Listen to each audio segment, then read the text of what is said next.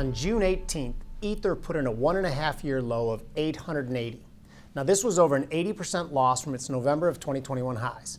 At the same time, both Bitcoin and Ether were dealing with a seemingly constant barrage of negative headlines, most of which carried implications of potential forced sales of the big two coins that were held as collateral in bankruptcies.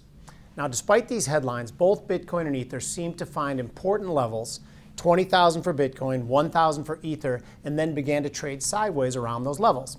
Now, in the last few days, something interesting has happened. On July 13th, Ether began a run that has it up approximately 70% at its current level. One theory is that the two main cryptocurrencies have proved their mettle through extremely tumultuous times.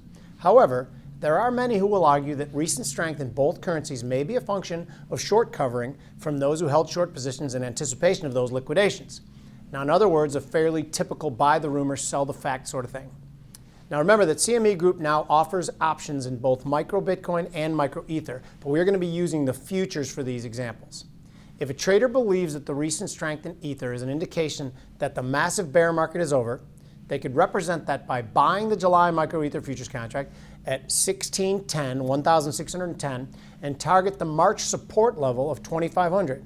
A stop for this trade could be placed below at 950. This trade could make $89 if your target is reached and risk $66 if you're stopped out at your level. That's per one lot.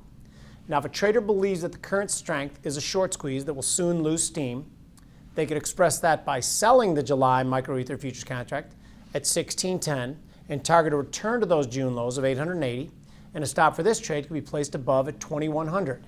This trade could make $73 if your target is reached and risks $49 if you're stopped out at your level.